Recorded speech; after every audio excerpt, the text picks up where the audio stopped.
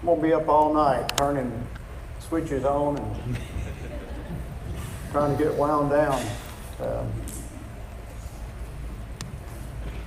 I hope we have all systems working so that we can speak in a way that you can hear and hopefully benefit from it. Be aware that what I'm sharing with you is kind of scratches the surface, gives us a general working knowledge, and not intended for us to know everything when we leave here, but all while we have the opportunity, that we all have the same desire to say we want to help each other in a way that maybe we've never really been prepared for before. We're all caring people, and we wanted to help, but we haven't realized the kind of help that's been needed until now.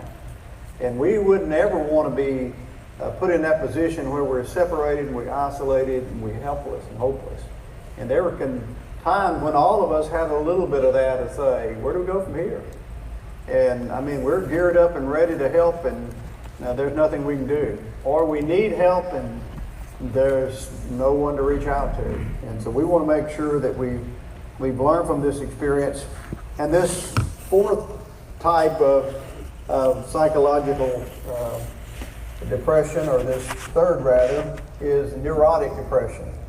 And it's characterized by a person being kind of a hypochondriac and maybe feeling hopeless at times, and diminished activity and sleep interruption, and maybe even at times having death threats. So you see that death threats in the sense saying, I don't want this to continue. When you look at passages like Psalm 38 and verse 8, where the psalmist said, I am feeble and sore broken. I have roared by reason of my disquietedness in my flesh. And you drop down to verse 10 and he says, my heart panteth, my strength faileth me. As for the light of mine eyes, they also have gone out. Notice the despair that this person is describing. Now you do realize along the way that we have referred to biblical passages, which lets us know that people in the past have had similar experiences. And these were spiritual people. People who are striving to not only know God, but to serve God. And yet, coming to the surface were times in their life when they said, here's how I feel. And most of those are written prayers that are spoken to God. And they say out loud to God, here's how I feel. And that's really helpful for us to realize that we're not the first ones to experience that. And we won't be the last. In fact, in Romans chapter 15 and verse 4, it said, these things are written aforetime were written for our learning, that we through patience and comfort of the Scriptures might have hope. Well, how do you get past hopelessness? Well, you have hope. How do you do that? You go and say, we're not the first one to experience it, and so we probably won't be the last one to experience it, so we can experience it and come out on the other side. Doesn't mean it'll be pleasant. None of these words sound pleasant to me. It sounds like they feel broken. Like it's hard for them to breathe and to go forward. But when we talk about neurotic depression, now we've got the function being interrupted. There's some irrational thinking that starts taking place. That all the dots aren't connected. And so they start reacting in a way that's problematic in relationships and problematic on the job and just problematic functioning. We have a real problem when it gets to the stage of neurotic depression. And sometimes those who struggle with normal depression, maybe if it's not addressed correctly, can get to this point. Sometimes it's because of medication maybe you're taking because of a surgical procedure or something, and you've been having to take medication for something else, and it throws things out of whack, and you find yourself here in this condition. So it might be a lot of things. but it's irrational in your thought processes, that you don't think you're going to survive, and things seem to be hopeless. And every pain you have might be the end. Maybe this is fatal. That you notice every single pain. You know, sometimes if we get in those conditions, we pay attention to things that really are normal. But under that particular irrational thinking, it becomes abnormal.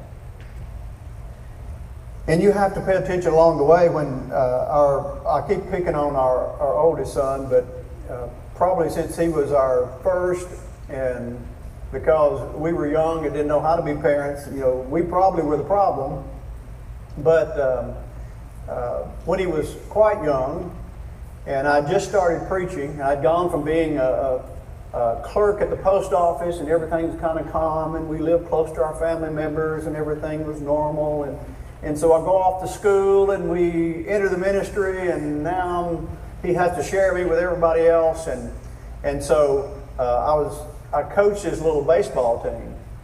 And there was a little girl on his team whose mother was a nurse. And so our oldest son would complain all the time about, something was hurting, and, you know, he would say, I think I need to go to the doctor. You know, and I think, well, tell me about it. He tried to tell me about it, and I said, you know, let's watch that and see, you know, see if it gets better. And sometimes it would, and other times it still hurts. And so, anyway, don't get free medical advice after a ball game one day, and the nurse was there and her little girl, and so the kids went off to play, and I said, can I ask you something? I said, Paul is always complaining about something. I told him some of the pains he was having, and she said, you're a minister? And I said, yeah. She said, you visit a lot of sick people? And I said, I do. She said, do you ever take your children with you to visit sick people? And I said, sometimes. She said, and probably all kinds of conditions, huh? And I said, yeah.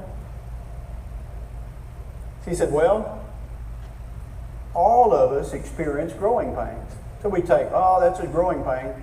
Our body's growing. So that means the joints and stuff are adjusting, and muscles get sore, and all of us go through that process.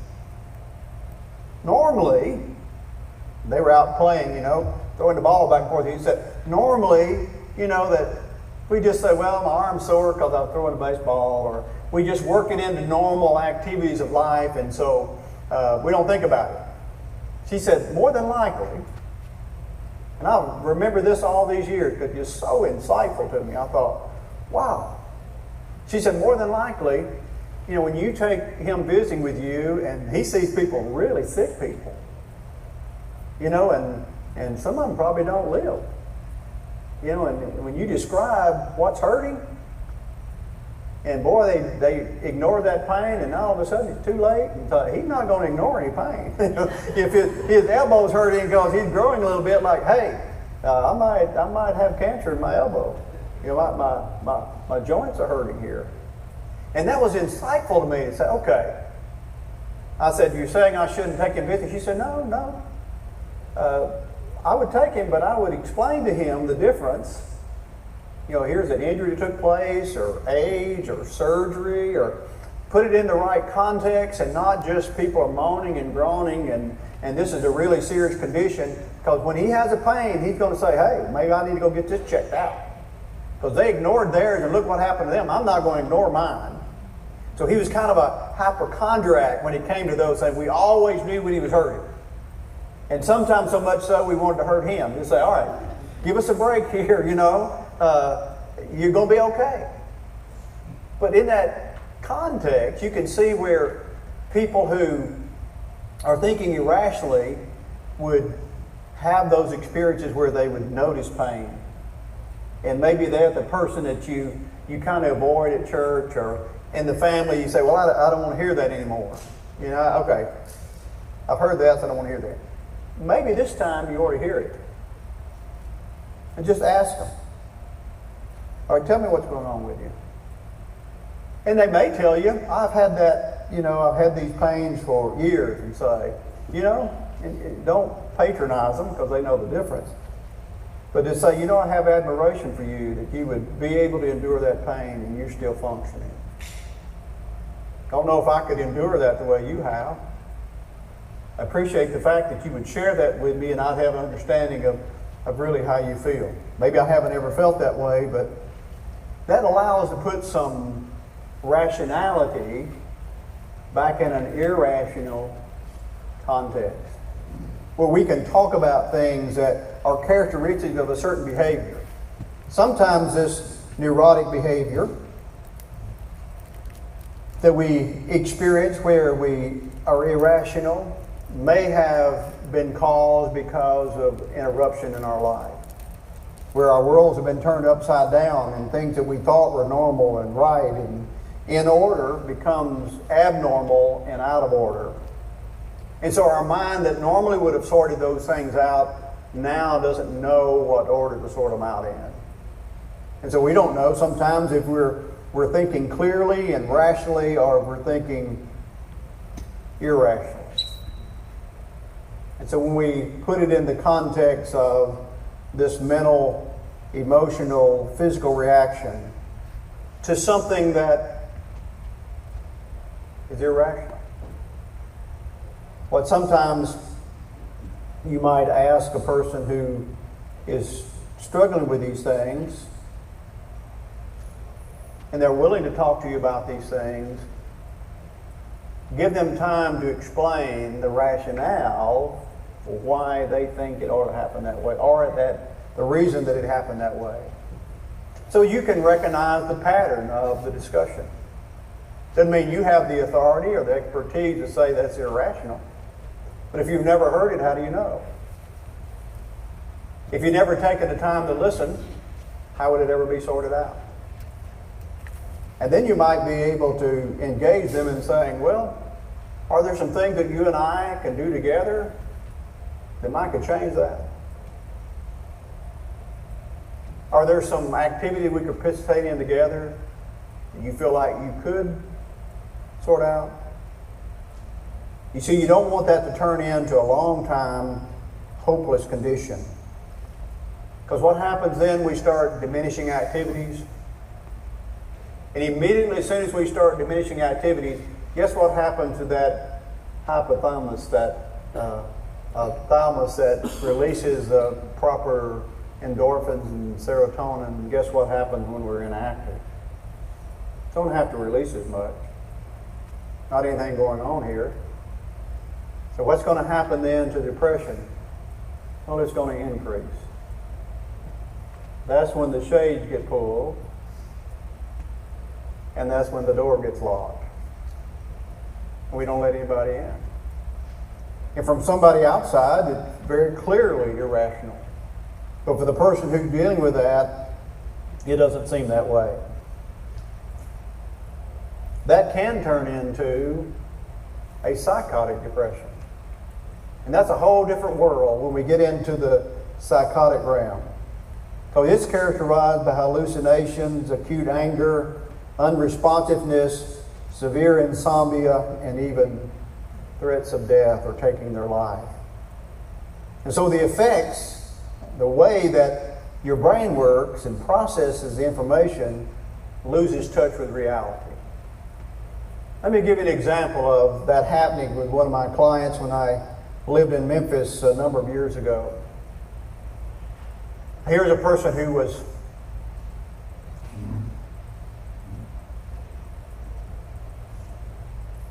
is that the correct one? All right. I get my bifocal just right. I can see that from here. But I had a client who was a social worker herself, so very aware of circumstances and very aware of emotions and mental state and all the things we talked about. But we were working through some issues in her life and in her professional life, and she found just the right balance of medication that helped her function at a high level. She was a caregiver. She's a people helper, And she had some difficulty in some of the things we were working through.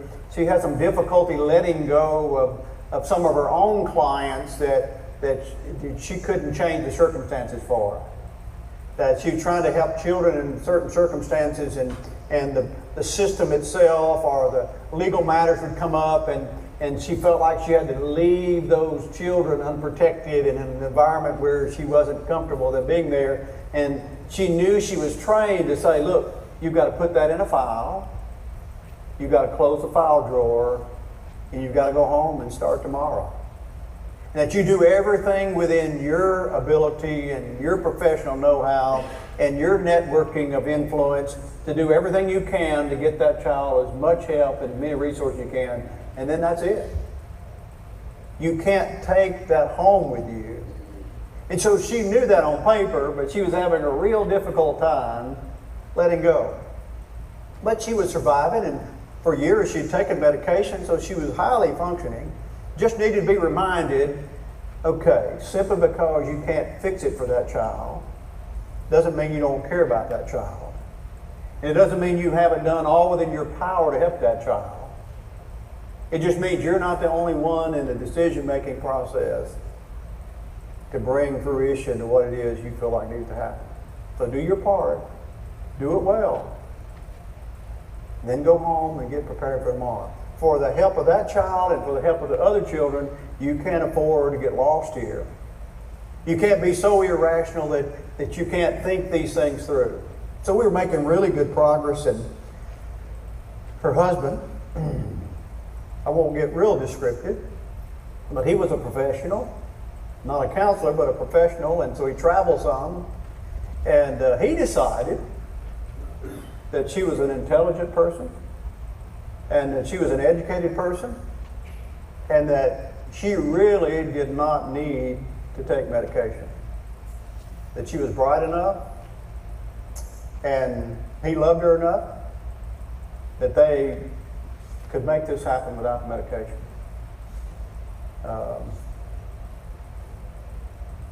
And guess what happened? He not only took the medication away from her, but he left town on the trip with the medication with him.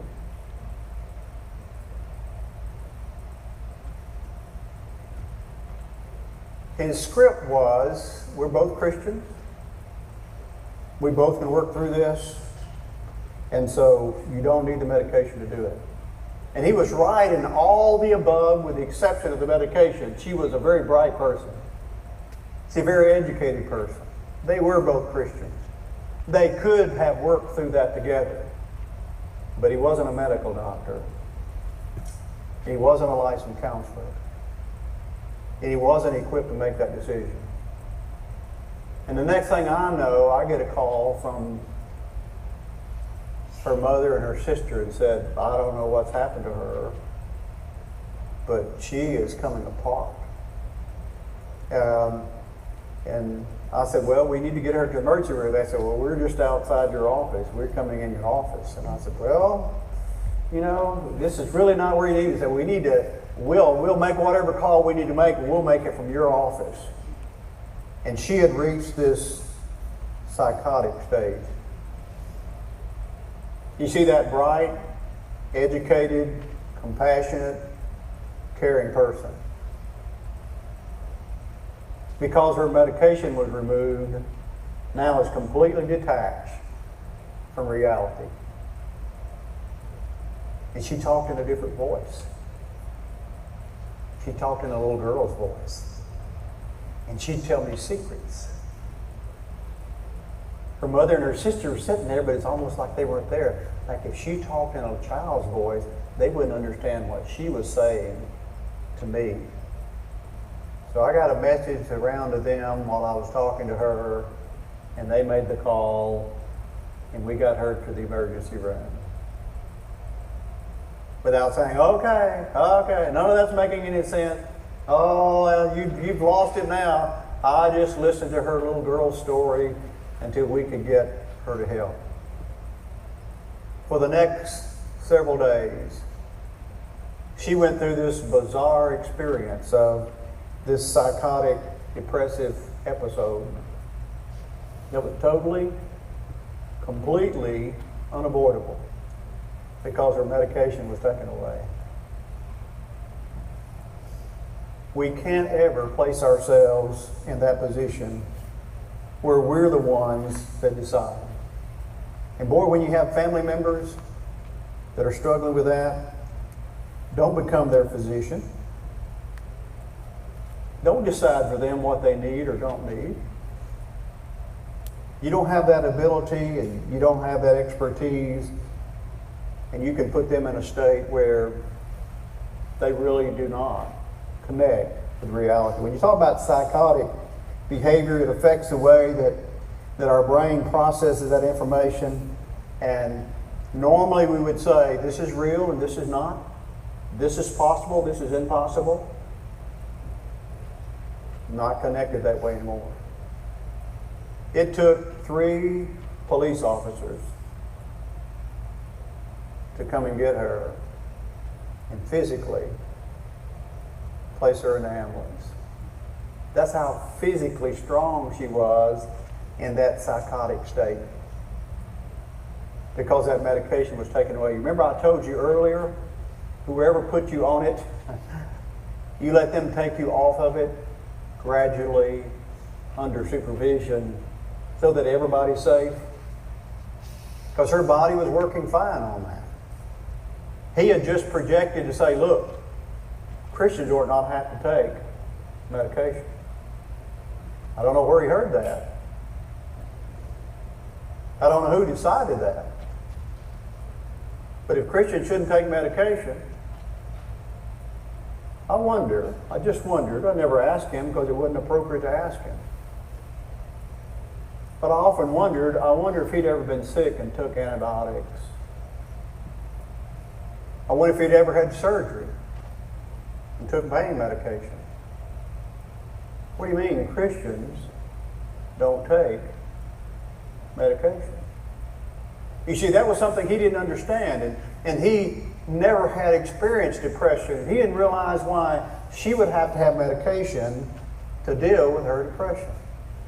But it was working for her, and she was highly functioning. She was a Christian, and she was contributing in a very compassionate, full-hearted way and doing Christ-like things until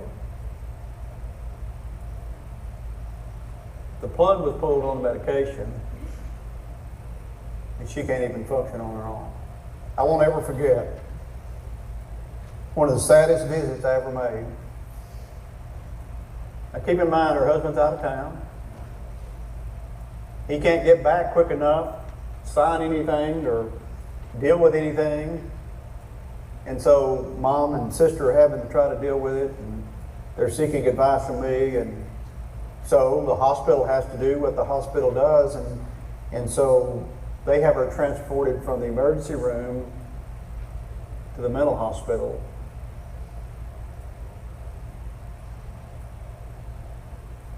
Stay with me here. You go from this active, engaged, focused, compassionate, caring Christian woman who was dealing with some of her own issues, saying, I know I need to handle this a little differently. I need some help handling it a little differently. So she was conscious enough, rational enough to say, I've got to have some help letting go of some of my patience where I've done all I can do. She was doing all the right things in the right way. And now her counselor is sitting across the table from her in a mental institution. She was broken, dejected, ashamed, when really there was nothing for her to be ashamed of. But all the episodes of this psychotic, detached from reality behavior was induced because she didn't have the medication. We were having the conversation across the table, and she could barely make eye contact. she finally eased her head up, looking broken and ashamed, and she said, "Could you please talk just a little softer? I really don't know why I'm here or how I got here. But I would really prefer that as few people know that I've been here as can."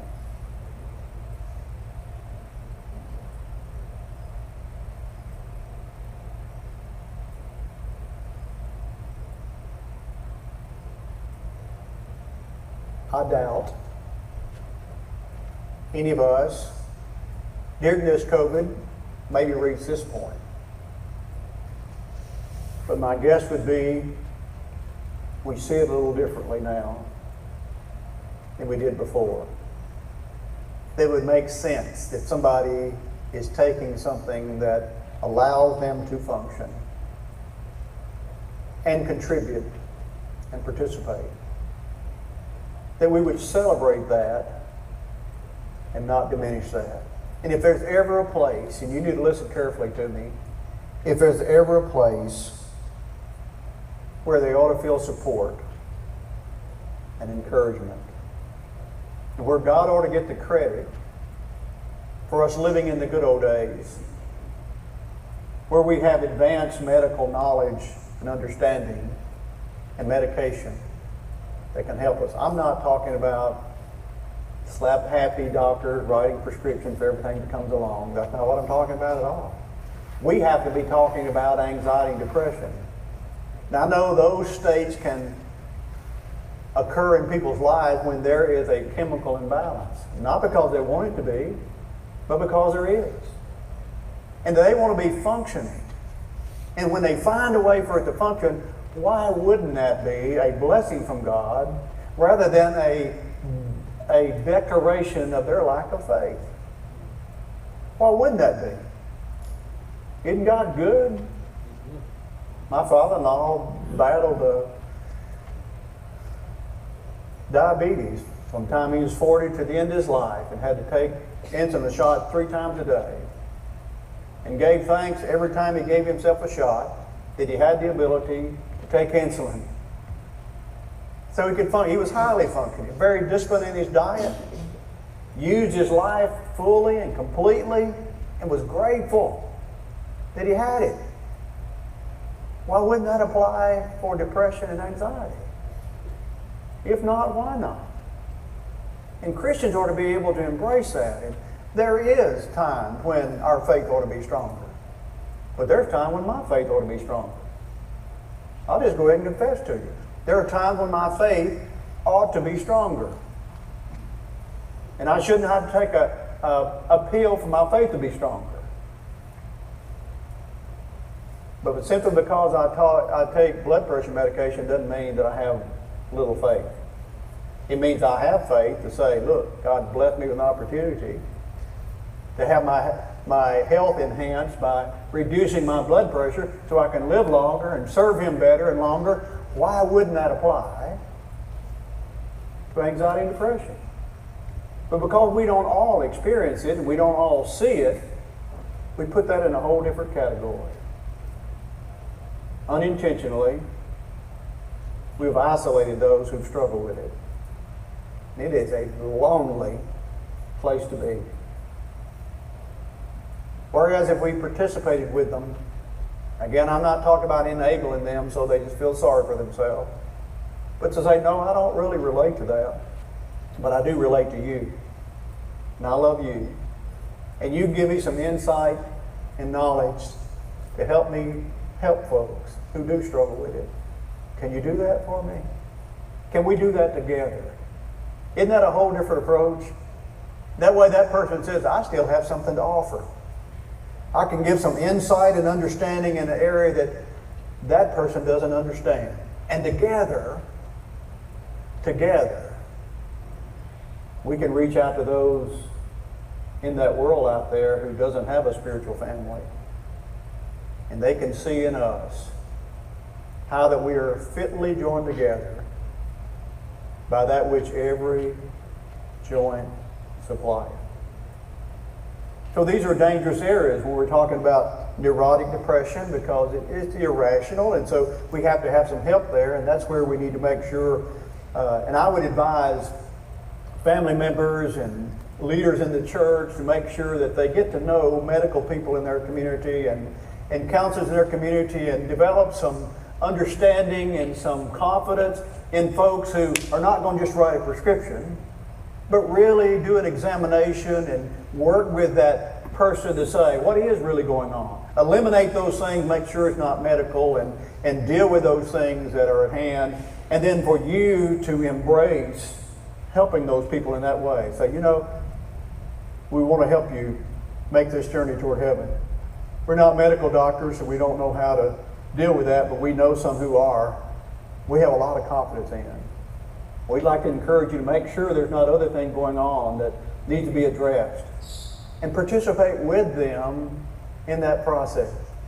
If the medical doctor says no, everything's okay. Maybe there's a Christian counselor we can say, have the doctor and the counselor work together and make sure that the opportunity to take medication and be supervised while we're talking our way through different approaches and different behaviors and different circumstances of life.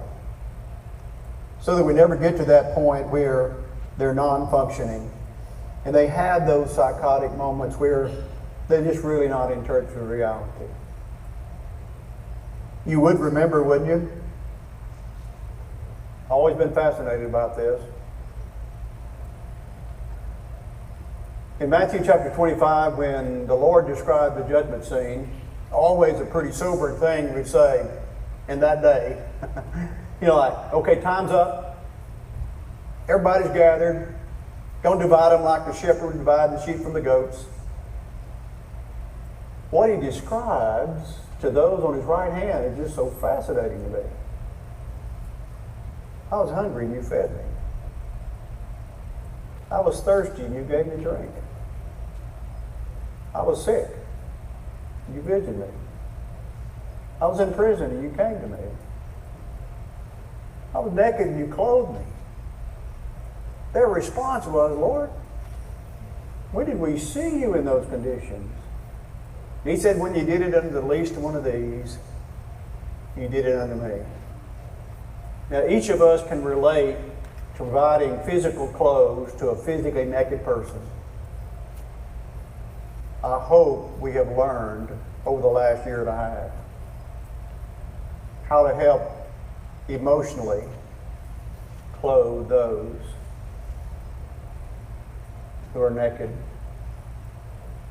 from the depression that they struggle with, so they can be clothed with the compassion and care. It kind of sounds like to me the Lord's paying attention. And if we're just not uncomfortable with it, we say, we're going to do whatever needs to be done. That's the condition they're in. That's where I'm going to meet them. That's where I'm going to help them. That he pays attention. And he says, you're doing it to me. Now all of a sudden, it's not easy for me to label the Lord. I'm saying I'm going to help because I want to be like the Lord and help those who are in need.